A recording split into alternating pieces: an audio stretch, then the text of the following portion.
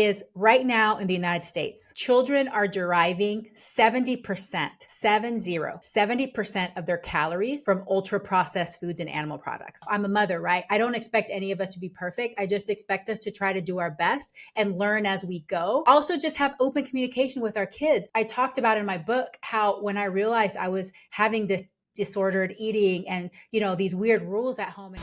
All right, welcome to the Fit Vegan Podcast. I'm your show host, Maxime Sigouin, and I'm the founder and CEO of Fit Vegan Coaching, a company that is on a mission to help 10,000 people get lean, thrive, and reduce their risk of chronic illnesses by 2033 and 1 million by 2050. I believe that having a fit, healthy body and mind is the foundation to living an incredible life, and this is what the show will give you if you choose to listen and implement. Enjoy the episode and have a great day. All right, good morning, everyone, and welcome to another episode of the Fit Vegan Podcast. Today, we're joined by a very special guest, Dr. Yami, who is a board-certified pediatrician, certified lifestyle medicine physician, national board-certified health and wellness coach, author, and international speaker. She's a passionate promoter of a healthy lifestyle, especially the power of a plant-based diet for the prevention of chronic disease. She's the host of the popular podcast, I Am Human, which I've had the opportunity to be on a few weeks ago, which boasts listeners from 98 countries with more than 1 million downloads to date. That's very impressive. She's a fellow of the American Academy of Pediatrics, a diplomat of the American College in Lifestyle Medicine, has a certificate in plant-based nutrition, and is a certified Food for Life instructor. She also owns Nourish Wellness, a pediatric practice in Yakima, whether I said properly, Washington, where she lives with her husband and 2 sons. And she also wrote a book called A Parent's Guide to Intuitive Eating: How to Raise Your Kids Who Love to Eat Health. How to raise kids that love to eat healthy. So Dr. Yami, welcome to the show. Thank you so much for having me. It's such a pleasure. And your episode is doing fantastic so far on my podcast. So definitely go check that out so you can hear Maxime in a different perspective being interviewed. He did a fantastic job. Thank you. I appreciate that. Yeah, I will link down below all our podcast episodes, but as well all your other links for social media. So I always like to dive from the start. So I'm curious, what came first? Was it veganism or becoming a pediatrician? Well, I've been practicing pediatrics for 15 years, and I had been wanting to be a physician since I was between 3 and 4 years old. So It's been part of my life for a really long time.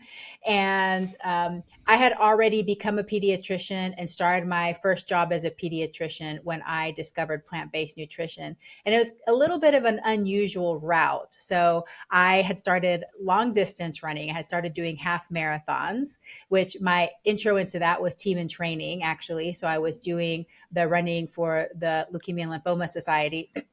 Yeah. And then I started having problems with my foot. I had suffered from plantar fasciitis, since I was in medical school anatomy lab. And so then I was kind of looking around for different methods to maybe help with my plantar fasciitis. And so I started doing the barefoot running thing, like looking into like the minimalist shoes. And so I came across a book called Born to Run, which you may have read it or heard of it. And in the book, they have Scott Jurek, and they go visit the Tarahumara, which are a native tribe in Mexico, which run for fun. It's like the basis of their culture. And that's when I got that idea, like, wow, these are athletes. They're healthy, they're thriving. And Scott Jurek, who's like an ultra athlete and has won all these races, he only eats plants. And that went against everything I had ever learned in medical school and residency, because basically as physicians, we're taught if you don't eat meat, you're going to be like weak and your bones are going to disintegrate and, bad things are going to happen. You're going to get all these deficiencies. It went complete opposite to the image that had been painted in my brain. And while I was reading that book, I feel like it was just divine intervention. I just got this thought, well, just try it for 30 days and see what it's like. And so I decided to do a 30-day experiment, mostly because I was just so curious. I wanted to know, what does it feel like? How difficult it is, what's going to happen to my body. And so I didn't really have any expectations. I just really was very curious. But what I didn't expect was within 3 days of changing to a plant-based diet, my chronic constipation that I had been experiencing for 3 decades of my life was cured. And of course, this was genetic Yeah. constipation that everybody in my family has. And, of course, it's That's like, what they call it. it's so cliche sounding, but I felt so energetic. I felt, like lighter. My moods were more stable. I just felt great. And so then, of course, I started watching the documentaries and reading all the books. And by the end of the 30 days, there was no going back. So I never turned back. I went, cold tofu and Yeah. never turned back since then. And I took one more month after that to do a literature search, read about plant-based diets in children. Was that safe? Is that something you could do? Because at that point, I didn't know anything because, Yeah. like I said, I was taught the opposite in my training. And then after that, I felt very reassured that it was going to be not only safe, but beneficial for my children. And so I changed over the whole family, and that'll be 13 years this summer. Wow. So did you already have kids at that point when you discovered that, or did you have kids after? Yes. Yep. Nope. They were 18 months and 6 years old.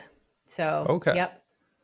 How was it dealing with that? Because we talked about this on our podcast on your show about like what we would cover on this topic. And I'm like, I've never talked about vegan parenting because first of all, I never had the opportunity to speak with Mm-hmm. an expert on the subject. But second is like it's such a taboo subject. You already tell that an adult is going vegan and people are going crazy. And then when you talk about a child going vegan, people go nuts. So how was it for you to kind of deal with that? Well, honestly, I don't know if I'm the best example because it was really easy for us. My 18-month-old already kind of wanted to be vegan. So he Yeah. is internationally adopted, and he was very small when he came home. And at the time, before I adopted a plant-based diet, my feeling was like, I need to pump him full of meat. He needs the iron, he needs the protein, but he didn't not like it. He didn't like meat at all. So I would have to, this is going to sound gross, but I would have to blend it up and mix Okay. it with lentils, which was his favorite. His favorite thing in the world was lentils and rice.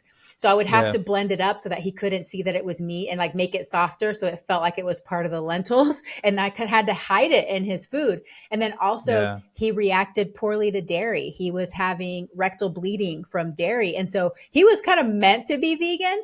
And so for Yeah. him, it was super easy. And my 6-year-old, who's now 19, was not selective at all. And so for him, it was just like very simple. So for us, the transition was really easy. And knowing that I read the research, I reassured myself that not only this was safe, but it was actually beneficial for them. Yeah. Nobody questioned me, and my husband was on board. So for us, it was simple. And I think they were right at the right ages and right at the right personalities, that it was just very well adopted in our family. And so, well, first of all, that's a blessing. I'm happy for you because it's not all of the stories that I've heard. So I'm happy it went well. So Mm.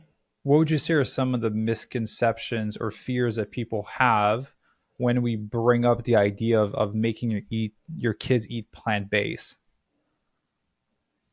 Yeah. Um, the first one is protein. So that's always going to be the No first thing. matter the age, it Parents still comes are up. so concerned about protein. And it doesn't matter if they're already, like if they're omnivores, like parents are stressed about protein all the time, which Yeah. is why they end up on the chicken nugget mac and cheese diet, because that's the only way a lot of kids will eat meat, if it's battered and fried.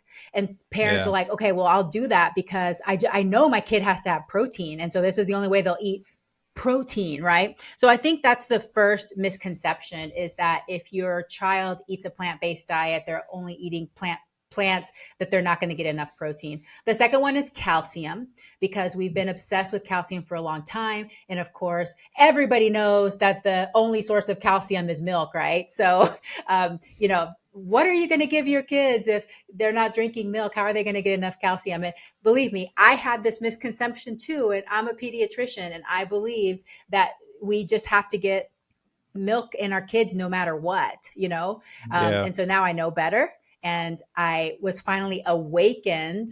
I was able to, synthesize the information that I had learned from my experience of being a physician, that dairy was causing more harm than benefits in general for my patients, and finally accepted like, hey, it's not necessary. And in fact, it's causing more harm. So I think those are the two biggest ones. And then I think a third one that a lot of parents struggle with, like say they're like, okay, I'm not stressed about protein or calcium, but my kid's not going to eat it anyway. They're really picky. They just won't eat those foods. And so I think that Yeah. those are the top three barriers that parents have on trying to transition their children to a plant-based diet. Yeah. So I want to dive deeper into that, but I just want to preface also for the people listening, I don't have kids, which is why I went to my clients who have kids to kind of help me come up with some of those questions. I obviously have a few of them that I was curious about. To me, it just feels like kids are more in tune with that stuff, because I feel like I see so many videos online Mm-hmm. of kids crying, realizing that they're eating the chicken that they were just petting a few days ago, or Yeah. the rabbit that they were playing with a few hours before. So how how do you deal with that with parents that you're kind of educating them on that topic, and you're trying to help them make their kids eat healthier? Because just like for adults, it baffles me that people go nuts over us eating plant-based, but they will willingly give a Big Mac to their kids and eat some fries and have a milkshake because it has dairy and calcium and it's good for you. Yeah, exactly. I think it's our cultural conditioning. It's just what we're used to. And because everybody around us is doing a certain thing, that seems like the right and safe thing. And Yeah. so going outside of those little cultural boundaries we have can be very uncomfortable, and a lot of parents can get doubt in their minds. But I will say that I agree with you in that children are naturally empathetic, and children, they just have this natural understanding that they don't want to eat animals, like that's not, they don't see a rabbit and think, oh, that's a tasty dinner, like they're not, they're connecting more of that to a friend, and something soft Yeah. and cuddly and something beautiful, and something that they want to play with rather than something that they want to eat. And so when they make that connection, for children it can be quite devastating. But believe me, as adults, we're very good at justifying it. So For even sure. when our kids start feeling that discomfort and start having that cognitive dissonance, we're like, no, this is just the way we do it. Humans have to eat meat, and these are animals that we eat. And then children start learning that, and eventually that discomfort will go away because they've been conditioned to that cultural narrative, the beliefs that we have. But I think, one of the main things that I tell parents is right now in the United States, children are deriving 70%, 70% of their calories from ultra processed foods and animal products. Okay. So And can we define you that? What's an don't ultra have to processed go food? 100%. Yeah. So ultra processed foods are foods that basically you can only make in a factory. You cannot even make ultra processed foods at home. So it's going to be packaged things like Pop Tarts and goldfish crackers and fruit snacks and things like that. They're things that Mhm. come in packages, very refined, have a lot of fat, sugar, salt, artificial colors, artificial flavors, the things that you would think of factory foods. Um, Yeah. and so children are deriving 70% of their calories from those foods right now. They're not eating a lot of fruits and vegetables. They're not eating a lot of whole foods.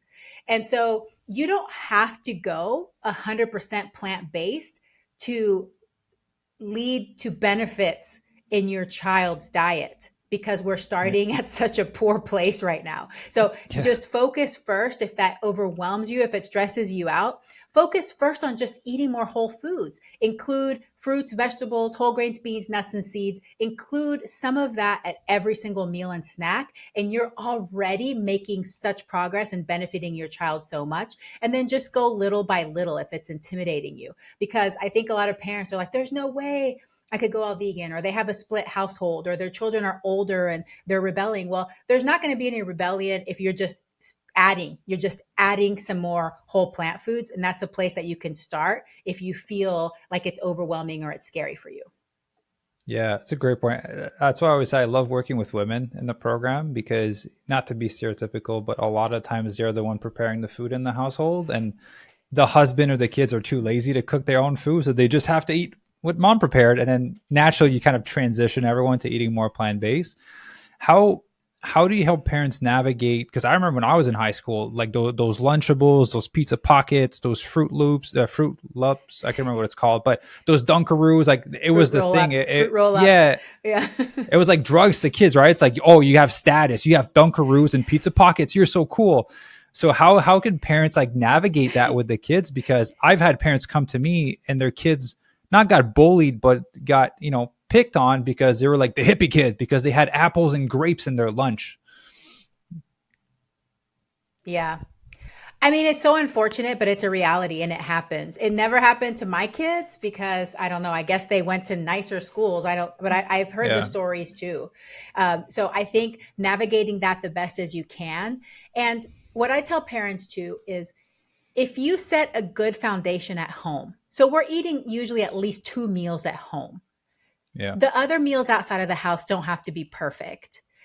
There's definitely alternatives to some of those foods that kind of look the same as those foods, but at least don't have like the artificial dyes and don't have the animal products and are a little bit healthier. But your kid could pass as one of the kids having those foods. So if they really are in an environment like that and they are not of the personality that they're going to be able to just be okay with it, because every kid's personality is different. Some kids are more sensitive or embarrassed and they don't even want to deal with it. But some kids are like, I don't Yeah. care. They can say whatever they want to me. And, those kids, you can just send them with whatever.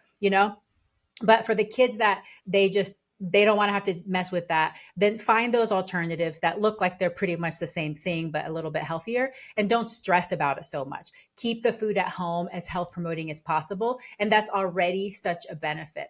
I do want to go back to something you said that's very insightful and very true, and you probably don't realize this, Maxime, but evidence based. You said something about teenagers being too lazy. It's true. So we know that the number one predictor of what teenagers will eat is effort. So they're automatically going to go to the thing that's the lowest effort to eat, which is why teenagers end up eating the chips and the crackers and the things where they just have to open a package as easy access. So one Yeah. tip that I give for parents that have teens, don't expect them to come and prepare food for themselves and make a meal for themselves. Get the fruit, cut it up, get the veggies, cut it up, make sauces ahead of time, put food together so that they literally just have to open it and maybe heat it up and eat it. Like make it as simple as possible for them. And Yeah. just know that this is a part of that stage of development for teenagers. Okay. My youngest son, and I don't call it lazy, I call it maximum energy conservation because it's part of the pleasure trap. Okay. So he is Yeah. like an award winning maximum energy conserver. He won't even heat up the food. He Yeah. literally Oh, yeah. takes it out of the fridge and just eats it. So like I have to know that if in order for him to have some food that's actually going to fuel his body, it has to be ready to go. So I like do a lot of batch cooking and meal Yeah. prepping so that he can just take it out and just literally eat it from the container that's in. Yeah. That's so funny. It reminds me of when I was a teen. We just open all the covers one by one in the fridge. We just look for something that was available. And man, my brother, those Eggo waffles that you put in the toaster, he would eat like 6 of them. Butter, maple syrup. That was lunch. It was just the simplest thing. You just waited for it to be toasted and it was done. I remember those days. I Yeah. mean, I can't tell you how many of those Eggo waffles I ate. Those things, I really do think that they were crack cocaine. I don't know what they put in those things, but you put the butter and then you put the maple syrup and you can't stop eating them. So I'm with your brother. I was the same. Yeah. Yeah. Preservation of energy. I love that. So, you mentioned that parents' biggest worry are like kind of the protein and the calcium and the iron as well. So how can parents feed these things to their kids in a plant-based way without having to worry about it and know that they're doing the right thing for their kids? What are like the food sources for them? Yeah. So the first thing I want parents to know is that we give different advice for different um, goals. And so I know that some of the things that people are hearing online can be very confusing. So when it comes to children, you don't have to stress about it. Just make sure that they get a variety of foods and they're eating sufficient calories. So as long as they have access to sufficient calories, they're eating a variety of foods, they're getting enough protein. And you know that they're getting enough protein because they're growing. So as Yeah. physicians, pediatricians, we're following their growth charts. We're making sure that they're growing and they're following their developmental curves. And if so, they're getting enough protein because that's how you grow, is by getting enough food, and calories. And so for kids, you just really don't have to stress about it. They can eat whole foods, fruits, vegetables, whole grains, beans, nuts, and seeds in sufficient quantities, and they will be fine. Now, when you have very young kids, like toddlers, because their main job in life is to explore their environment and to play, you have to make sure that you're not feeding them too much low calorie density food. So really, they shouldn't be eating a bunch of raw veggies and those kinds of things. And you want to make sure that you're getting some good sources of fat, mainly so that they get enough calories in a day, because they're just not sitting down to eat long, luxurious meals. Okay. Yeah. So get those nut butters in there, seed butters, avocado, those kinds of things. So you do want to be mindful of that. And then the other group that sometimes you have to fiddle a little bit with what they're eating is going to be your athletes, especially your competitive athletes. So I do have some patients that they're having, 2 to 4 hour practices every day, tournaments on the weekends. They're just doing a lot of exercise. And Yeah. for them, we may have to do maybe some protein shakes or some energy balls or something where they're getting calories in more condensed form, just Yeah. because they're burning so many calories and they don't have the time to sit down and eat these humongous meals. So, but if they're following their curves and they have plenty of energy and they're sleeping great, you may not have to, because everybody has a different capacity for amounts of food that they can eat. Like I have a high capacity for food that I can eat, and some people have lower capacity for how much they can eat. So we may have to Yeah. kind of, fiddle a little bit with the diet. But otherwise, everybody else, just make sure that they have access to a variety of whole plant foods. They're growing, they're good. Yeah, it's interesting you bring up the athlete, because that was me growing up. I played basketball, high school, college, two teams, tournaments on the weekends, and so yeah, I wasn't plant based at the time. I wish I was, because my whole thing was drinking a gallon of chocolate milk a day after like a practice. It was my acne was terrible. My gut Oh health my was terrible. gosh. Yeah, it was Oh, because it was the gut milk era, right? So it was like, oh, milk is good for you after basketball. LeBron James yes. drinks it. I have to drink chocolate milk after. So let me ask you this, Yeah. because I feel like there's more child obesity than there's ever been in the world. Maybe I'm wrong, but I feel like there's more of it. But I also feel like there's a big gap, because I feel like we have some of the fittest freaking athletes and teenagers that have ever existed. Like more kids are freak athletes now compared to what we've ever had. But there's also the flip side where a lot of them are struggling with the weight. Like, what do you feel like happened here? What do you like? I'm curious as to your take on that. Oh, yeah. I mean, to me, it's obvious. It's our environment. It's our environment and it's our culture. Like, it's just way too easy to access ultra processed food cheaply and sit around and play video games and not move. And it's something that's encouraged by our society. Like, overeating and indulging is encouraged by our society. And we're Yeah. humans. So we fall into the pleasure trap in starting young, and especially a lot of children that learn emotional eating and those things, which I did. So I have a history of that, which is one of the reasons I wrote my book. It's just easy to just access the food and eat it. And so then we, end up with this issue. But I really don't think it's the child's fault. I don't think it's the parents' fault. I think that it is mostly our society. But once we realize this, yes, there are things that we can do to help align our children on the path of health and longevity. We just have to be deliberate about it, and it's not easy. It's definitely not an easy thing. But to me, it's Yeah. obvious that it's just how our society has changed. I mean, even just listening to stats of, like, in the 60s and early 70s, on average, we were eating 3 times per day. Do you know Yeah. how often we eat per day on average now? We're a society of snackers now. 7. So yeah, it's a lot. Yeah, we eat an average of 7 times per day. That's over twice as many eating opportunities. And as Yeah. humans, we're we're wired to get as much calories as possible because the famine is right around the corner, but the famine never comes, you know? So Yeah. we're storing it away for winter constantly, you know? Yeah, Matt, so many things I want to say to that. So let me, for the kid thing, I think I kind of came up in the era where kind of, I was in high school when Facebook was created, and then kind of Instagram came. So I feel like there's an aspect of social media has amplified the comparison aspect. Like if you're genetically gifted or an athlete, then you're thriving, and then you're posting this stuff online, and the people that aren't necessarily are seeing that, they're either motivated or demotivated by it. And I think the aspect of Mm-hmm. gaming, which, when I used to play video games when I was younger, my dad like took that out of my body. I don't play video games, but it was more, you played for fun. But now it was never like, hey, you'll make money out of this. But now there's kids making hundreds of thousands and millions of dollars playing video games. So now it's actually like a career path for you to sit at home for 8 hours and play video games. So I feel like it amplifies the behavior even more, because you know that there may be a reward at the end of it, versus in our era, it was just like, you died at Super Mario. Okay, cool. I'm gonna go outside and play basketball.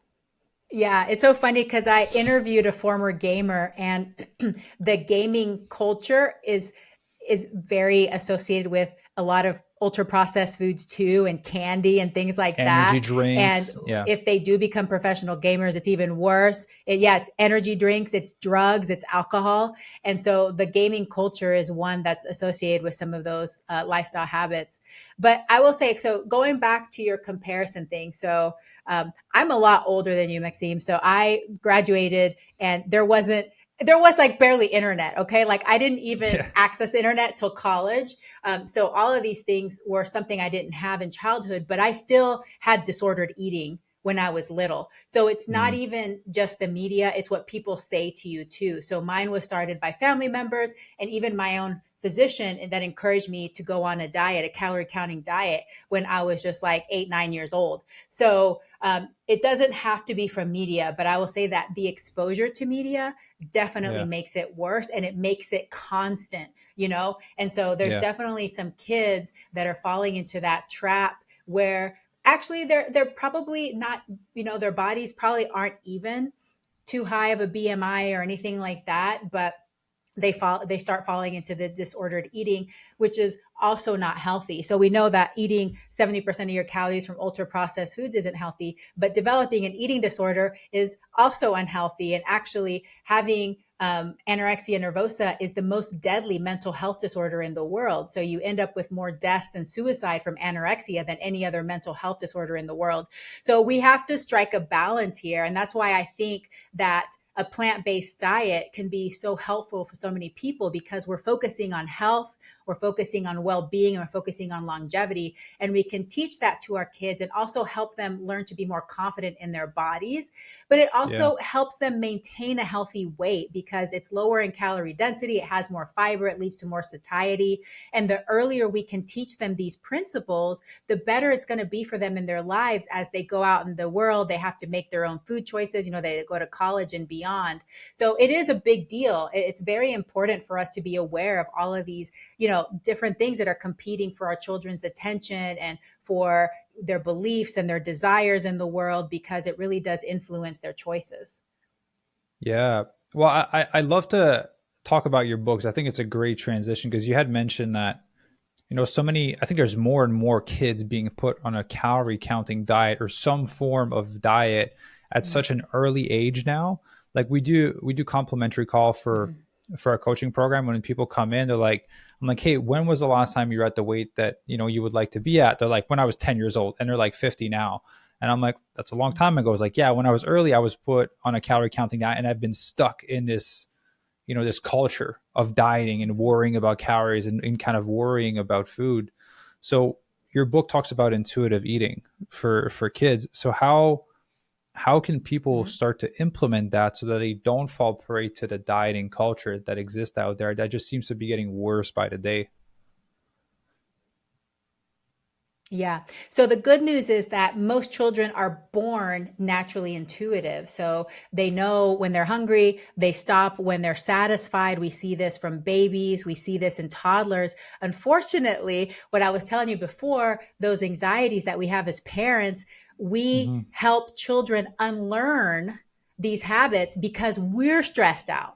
So parents worry not only that their child's not getting enough protein, but that they're not eating enough or they're not eating enough diversity. And so what happens is parents start to interfere with that child's inner knowing and say, no, you need to eat more. You can't have this until you have that. You're not allowed to leave the table until you finish your whole plate. And so that actually teaches them not to tune into their bodies, not to pay attention to their bodies, and teaches them that they shouldn't trust those signals because we don't Yeah. trust them. So why should they trust their own? And at the end of the day, the worst thing is it actually backfires. So the more that we try to force or encourage our children to eat, the less diversity of fruits and vegetables they actually eat. And so we have to do the opposite, which is counterintuitive, and it's very uncomfortable. And no parent will ever be perfect at this, I guarantee it, which is taking a step back and following what's called the division of responsibilities. So, what that means is that the parent is going to have their roles and responsibilities, and the child is going to have their roles and responsibilities. So, the parent, their job is to decide what, when, and where. What are you going to feed your child? When is it going to be? And where is it going to be? And I always Yeah. recommend having a good, flexible structure of eating so that your day doesn't become like this all day grazing session, which is not good for children. You want to have structure. Okay. So, say Yeah. as a parent, I decide, okay, at noon today, we're going to sit at the table and we're going to have black bean burritos with some steamed broccoli and, a little brownie or whatever. So I made the decision. I prepared the food. I bought the food, prepared the food. I gave the food to my child. I sat down. My job is literally over now. Now Yeah. it is my child's job to decide how much and if they're going to eat. They may not even touch the broccoli today. They may only eat the whole brownie and have a couple of bites of burrito and be done and want to go play. And we as parents have to respect that because we're honoring the division of responsibilities. The child is full, the child is done. All right, time to clean up, time to play. But that next eating opportunity isn't until the next scheduled eating opportunity, which may be in 2 to 3 hours, which is snack time. And then you start the process all over again. So parents Hmm. have a really difficult time with this because they feel like they need to micromanage and control how much their child is eating. Because obviously that wasn't enough. You only had your brownie and a bite of burrito. That's definitely not enough food for you. So you need to eat more. You see how that happens, like that stress, and then that kind of unravels the whole process. But really, children are very good at paying attention to their bodies, and their bodies are very good at gauging how many calories and what nutrition they need. So our job is just to be responsible, mature adults and make sure that we're providing them that healthful food. And then, Yeah. we leave the rest up to the children and they do a really, really good job. So I think that that's the main thing is honoring that, respecting that. But the good news is, even if we have taught our children to kind of forget those habits or ourselves, most adults, we're not intuitive eaters. It's never too late to relearn those principles, to start tuning into our bodies and to trust our bodies and to give that autonomy back to our children. It's going to be a rocky road. And like I said, you're not going to be perfect at it and you're going to be really uncomfortable with it. But the more you practice, the easier it gets and the better you get at it. And then after a while, you'll see that your child, they relax. It's not so stressful at the table anymore. Everybody's happy. Everybody's laughing. There's no tears. There's no fighting. It just makes eating so much more pleasurable and fun for the whole family.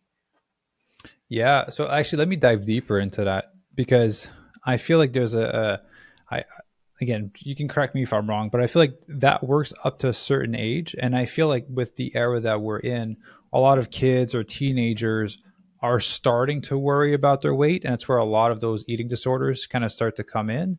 And so, Mm-hmm. when does a parent step in that their child is not eating food because they're trying to get or stay thin, or when their kid Yes. is overeating because he has emotional eating and he's binge eating, whatever it may be. Like, when does a parent kind of step in Yeah. those realms? As soon as possible. So, anorexia and restriction, unfortunately, can be very, very sneaky. So you have to be very aware and pay attention, because a lot of times, I mean, for both, but I think especially for anorexia, um, there can be a lot of hiding of the not eating, a lot of tricks that are played to make it seem that children are eating. But if you see that your child is losing weight, not gaining weight, just having unusual behaviors like, oh, actually, I ate at my friend's house, or I'm not hungry, or I'm going to go eat in my room, doesn't want to eat in front of parents, having these things like, why am I not sure if you're actually eating this food, then the earlier you intervene, the better. And I recommend getting professional help. So seeing a physician about it, getting evaluated, getting mental health involved, getting a dietitian involved, because the sooner you intervene, the sooner you can start to recuperate from this. And Yeah. on the flip side, if your child is showing signs of overeating, emotional eating, so this can also be kind of tricky, because sometimes people that are overeating or that have been restricting, or they might have even restricted themselves. They either were Yeah. restricted by somebody else, restricted by someone else, then they can react to that as well, and then start sneaking and hiding food and eating in secret. But then there's emotional triggers too, where children learn to emotionally eat from very young, from 5, 6 years old. I've seen it very young. And the intervention there is not to restrict food.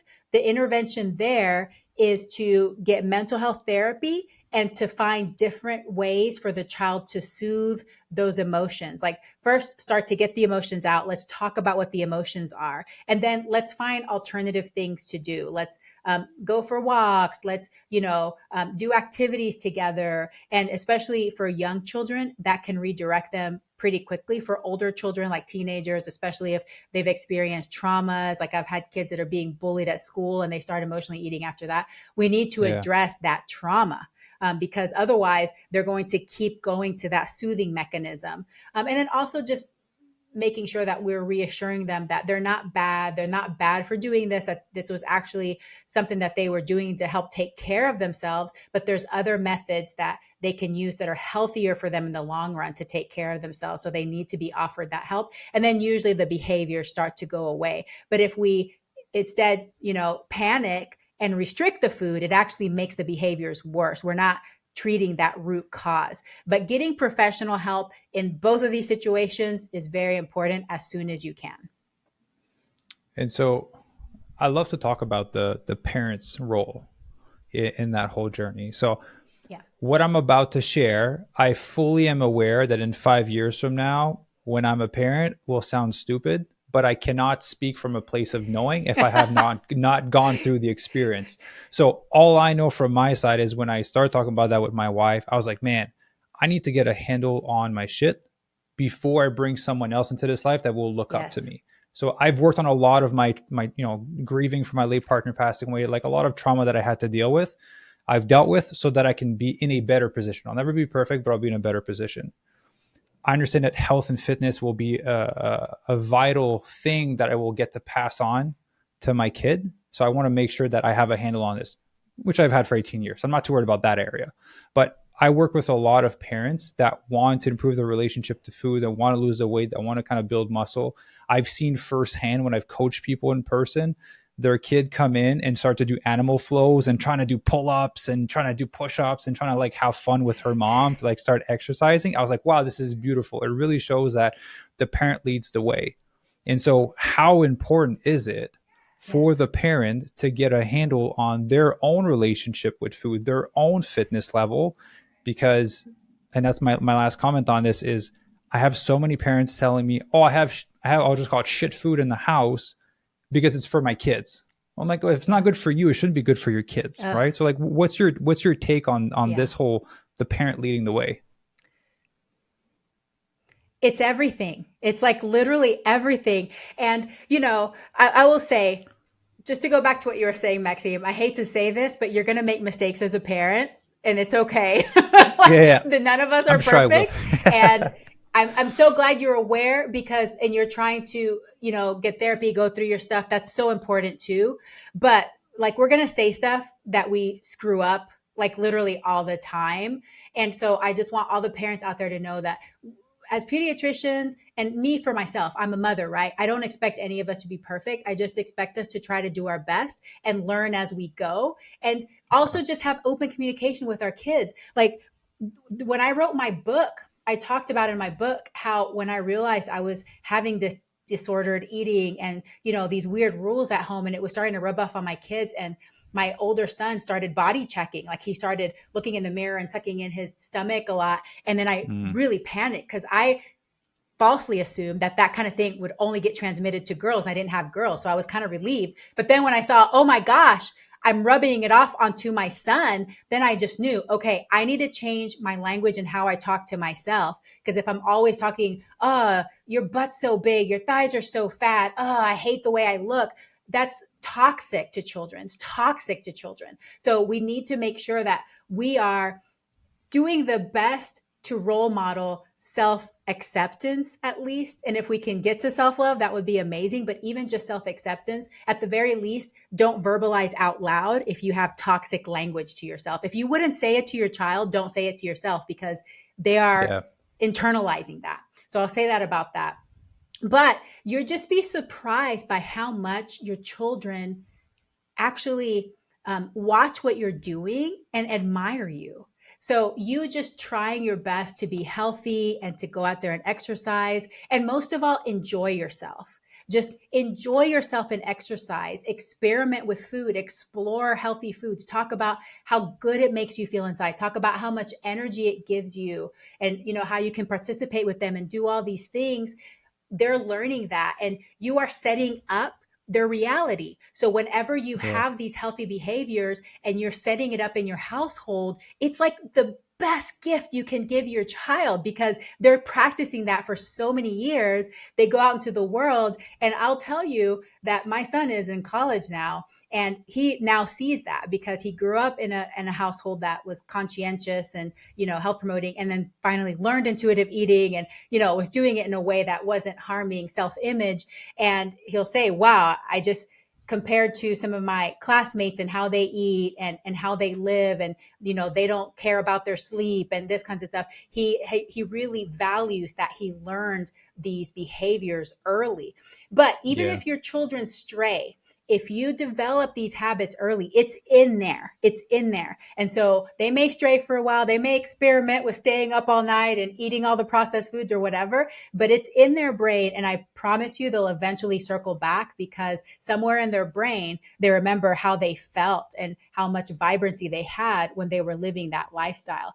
But what you do, what you say, how you live, definitely affects your child. And so I think it's very important for parents to take that seriously. And it's not about being perfect at all. It's about doing your best and just knowing that that's one of the best things you can do is yourself. Take care of yourself and feel good so that you can teach your children how they can feel good in their lives. Yeah, I think that, like you said, that foundation always stays there because I grew up in an athletic family. Yes.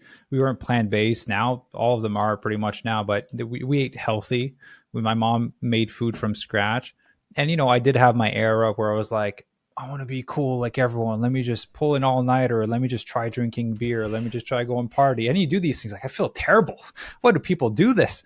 And then you just revert back to what Yes. feels good. So if you have a base of what feels good, you have somewhere to return home to ultimately. Um, Yes. so I, Absolutely. I, I had a one last question before I get into like the questions that some of my clients wanted to ask you. So I feel like a lot of parents that are listening to this are plant based or transitioning to plant based already know the benefits of it. And some of them already want their kids to eat plant based, which we already have a few questions from clients on that. But I think most parents are not prepared for the conversations and the judgment from others. And so, how do you kind of prepare Yeah. parents in handling those conversations when they do want to nudge their kids in the direction of just not necessarily eating 100% plant based, but eating more plant based? Yeah, I do address this in my book because it comes up a lot, especially with relatives, which everybody obviously is well meaning, but most people are misinformed, just like I was. Even as a physician, I was misinformed. So I think having a statement or, a way that you talk about it that you've practiced, maybe you've written down, that you can just say to them, like, hey, I my physician approves this, my physician's fine with it, this is what we've decided to do, and we'll just see how it goes. Or Yeah. if you haven't talked to a physician about it, be like, I've done some research from evidence-based sources of other physicians who are board certified, and I know that this is a safe thing to do. I'm making sure that I'm doing my supplementation. I'm not worried about it. We're just going to see how it goes. We're just giving it a try, and Yeah. saying it that way, I think for some reason kind of disarms people, because they're like, oh, they're probably not serious. I'll just leave them alone, and then they'll just kind of Yeah. leave you alone for a little bit. Then the other thing I'll say, because this happens a lot too, like say you have younger kids that grandparents help take care of or other relatives help take care of, and you're worried because at their house, they eat different. Yeah. I go back to what I said about the school lunch. Just at home, do the best you can, set a good foundation so that you don't have to stress about those things. If you Yeah. have a very strong preference that they don't eat a certain thing at a family member's house, you can talk to them about it. But ultimately, if they're helping with the childcare, you can't 100% control that sometimes. So just take a deep breath and try to go along with it, do the best you can, and know that the foundation and the conversations that you have at home are really what helps set the foundation for the child. So don't stress too much about those other eating opportunities at other people's houses. Yeah, that's a great advice. As you were sharing that, I just felt myself tense up because I would be so defensive. I would be like, yeah, I'm really harsh when it comes to this stuff. So I'm very interested to see how I deal with it once I get there. um, so would love to ask you a few questions from some of our members that we had that were parents. I was Sure. like, hey, I'm interviewing Dr. Yami. Like, you guys have any questions for her? So I have Megan here, who mentioned transitioning kids to a plant-based diet when they want junk food and their friends are eating those things, and they have fruits instead of Oreos, and they feel like eating fruit is a punishment instead of eating Oreos. Right? How do we let them eat some of the Yeah. standard American diet food when they're with friends while teaching them moderation? My son ate like a half a pack of Oreos at his friend's house because I didn't have any in my house. Yeah. So when kids get to a certain age, they're going to get exposed to those foods, and they're going to get curious about them, or they're going to start desiring them. So if they start asking for those foods and they want those foods, I recommend you just include it in their diet. If you're a very strict vegan, try to get a vegan version of that thing, because actually Oreos are accidentally vegan. If you don't already know that, hopefully that Yeah, doesn't, throw you off now that everybody's like, ooh, they're vegan. But there's even like, quote, healthier versions. It's still, either way, it's a processed food. So we don't want to yeah, make it like the main part of the diet. But counterintuitively, it's like a weird brain thing, right? So counterintuitively, if you regularly include some of those foods in the diet, your child's going to relax about it. And yeah, because you're showing them that you trust them, so you're putting like a little small pack or a couple of Oreos in their lunchbox, along with their apples and their, cut up cucumbers or whatever, you put that along with it, then they realize, oh, mom trusts me. She's okay with me having some of this food. And some days that might not even be the thing that they eat, because they're not, it doesn't become this polarizing thing that if you're like, you can never have that, that's a junk food, that's going to give you heart disease and you're going to die, and so yeah. whenever They you're wanted like that, it more. actually makes them want it more. And so I made that mistake when my kids were younger, and I was like super strict about stuff, and we would go to birthday parties, and they were acting like it was embarrassing. Like they would go get a juice box and they would suck it down so fast that they're like, Yeah, their little cheeks would collapse, like, and like like eating the mom cake, and doesn't feed us at home. like it was like drugs. Yeah, like it was drugs. And then when I switched over and started practicing intuitive eating, those things just like lost their allure because it wasn't something that was banned, so Yeah, you can definitely have that balance, but don't stop offering the health promoting foods. You just want to offer a little bit of those other foods. The other thing I talk about in my book and explain a little bit more, something called the play food drawer. So if you're transitioning and that you've been one of those moms, and I was there, okay, that was overly restrictive. Like, we're not going to have any sugar in our house. we're not going to have any fried food, or only going to have brown rice and, whatever. Yeah. Those kids can get like overly obsessed with those foods. Then what I recommend is creating a play food drawer where they have their own little protected space. It's only for them, like in a drawer or a cabinet in the kitchen, not in their rooms. And then every week or every month, you fill it up with some of their requests, and they can eat those when they want to. The rules that we set in our house, and you can set whatever rules is, you can't have it right before a meal, and you can't have it after you've already brushed your teeth at night, because teeth are very important. We want to avoid cavities. So you can set up little rules like that. But ironically, after a while, the stuff in the play food drawer gets forgotten because they're not stressed about it anymore, Yeah. So it takes a while. It also causes a lot of anxiety for parents, but that's another technique you could potentially use if you feel like you're in that stage where they're overly obsessed with a certain food. Yeah, no, I agree with you. That works for adults too, right? If you tell them you can't have this thing, then it becomes special, and then you want it more. And then when you have it, you feel guilty about Yes. having it, and then you eat more of the thing that you know you shouldn't be eating. It just makes it worse. Yeah. Yeah. Yes. Perfect. Absolutely. I think I answered Megan's questions perfectly. So Fiona, so texture is a big thing for kids. How do we help them with that? Also, what about teenagers who can be really picky eaters? I mean, I would say that most people, they might have one or two things that they're kind of squeamish about. But if your child has a lot of texture issues, like there's a lot of foods that they won't eat, I would recommend that they get evaluated, make sure that there's not some kind of sensory issue or something like that. But in general, I just wouldn't stress about it. I would just continue to offer foods, cook it in different ways, like say, beans that they don't like in certain ways. Well, do whole beans, do mashed beans, do bean puree like hummus and things like that. Blend beans into sauces. There's all kinds of different ways that you can put, different foods into your children's meals without it being the same texture every time, so just play around with that, but don't stop offering. And also when Yeah. they're younger, they just have to learn. So the more you expose them to different foods, eventually they're like, oh yeah, that's not too bad. But the first time they're like, they're like making Yeah. all these faces. So don't stop offering because your child didn't like it once or twice or three times. The studies show that parents give up offering a food after it's been rejected three times, although it takes an average of 15 to 25 exposures before a child starts to accept a food. So parents give up way too early. Don't assume that Yeah. your child won't like something forever just because they didn't like it one, two, or three times. So that's for that. For the teenagers, just like I said before, it's about not freaking them out. So don't be like, I'm taking away all animal products and all processed foods. It's more about like, hey, I would love for us to eat a little bit healthier. Let's eat some more fruits and veggies. I want to try these new recipes, and try not to mention removing things. Try to just Yeah. talk about adding things first. And hopefully you'll crowd out some of those other foods and help them learn some of these more health promoting foods. But for teenagers, you have to take a different approach because they're kind of already, set in their ways in some things, but it's not something you can't change. You just can't be very forceful with them, or you'll definitely get the rebellion from the teens.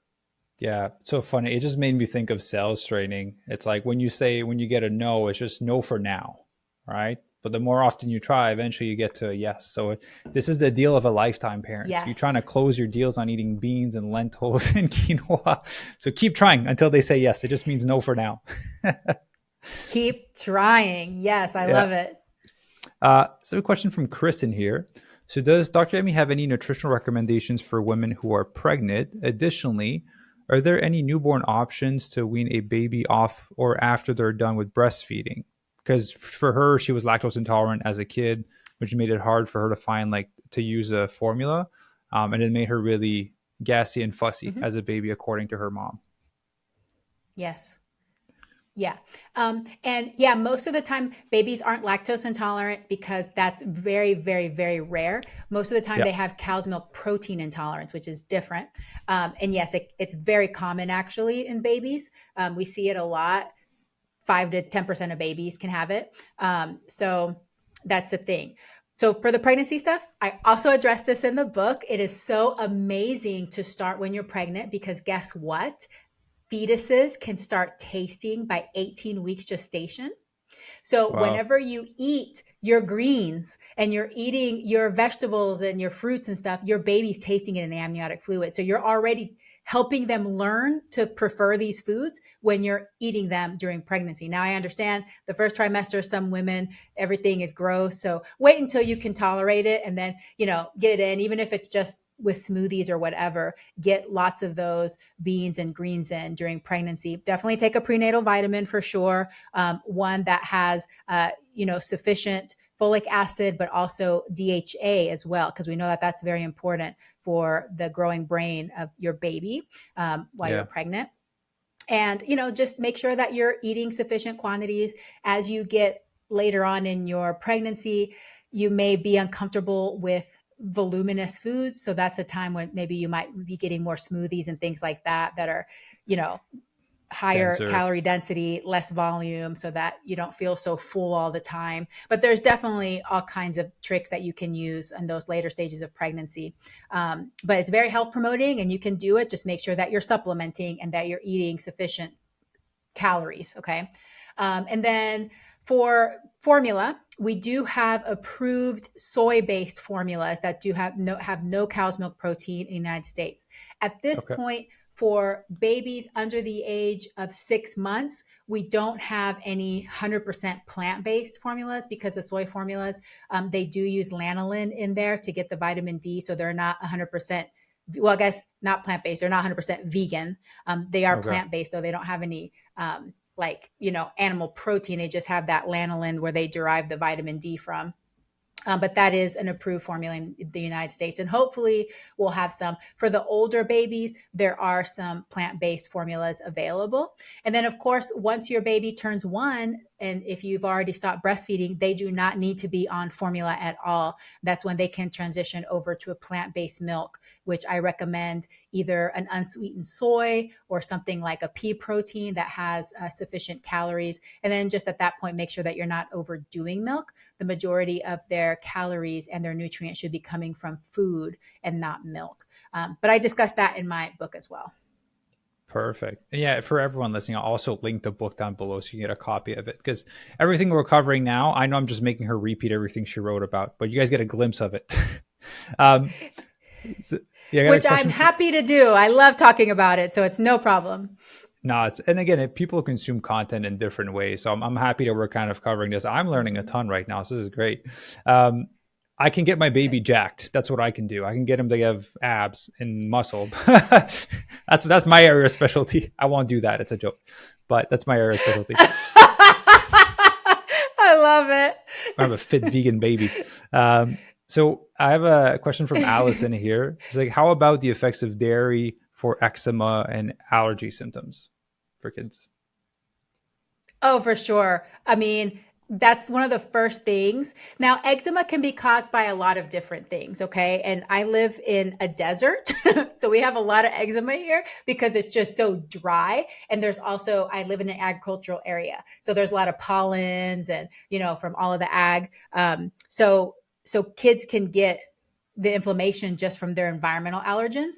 But Yeah. besides that, if they have moderate to severe eczema, it can definitely come from animal products. And the two most common are going to be milk and eggs, actually. So, Okay. that's one of the first things that I recommend. If I feel like it looks like it's a food sensitivity, it's not the same thing as an allergy. They usually test negative if you do an allergy test, but it's more like a food sensitivity. So we eliminate those for a month and see if the eczema gets better. But it's definitely something I see. We know that there's an association with asthma as well. And then Yeah. with allergies, like seasonal allergies, like allergic rhinitis, a lot of times it's an interaction. So they may truly have an allergy to pollens and things, but drinking the milk, because it causes more inflammation in the body, can make the allergies worse. So sometimes doing a trial, getting off all dairy products for a month to see if it kind of helps calm down those allergies. And at least the antihistamine now is able to soothe the allergies instead of it just breaking through all of the treatments that you're trying to give.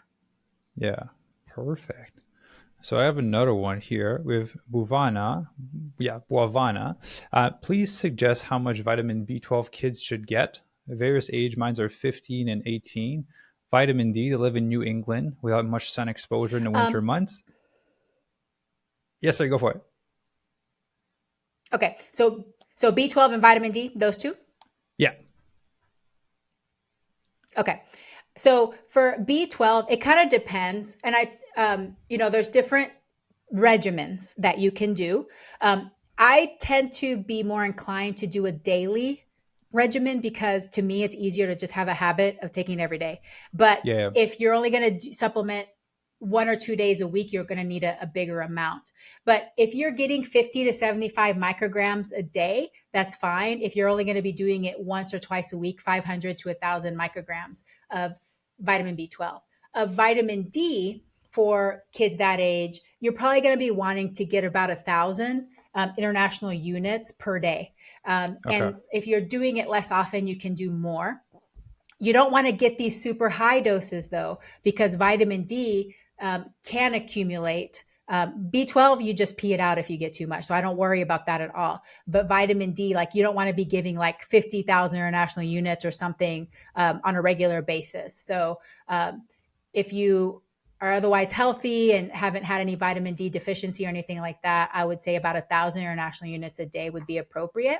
And if you're concerned that your child may have a deficiency, it's good to just get tested. I live Yeah. in Washington State, so we also have high latitude and there's a lot of vitamin D deficiency here. And the darker skin you have, the more likely that you're going to have vitamin D deficiency as well, or your lifestyle habits. Like I'm always protecting myself from the sun because I don't want to get sun damage. So I'm darker skinned and protecting myself from the sun. So those are two factors that make me higher risk for vitamin D deficiency. So I supplement a little bit higher for myself, but I also know my levels.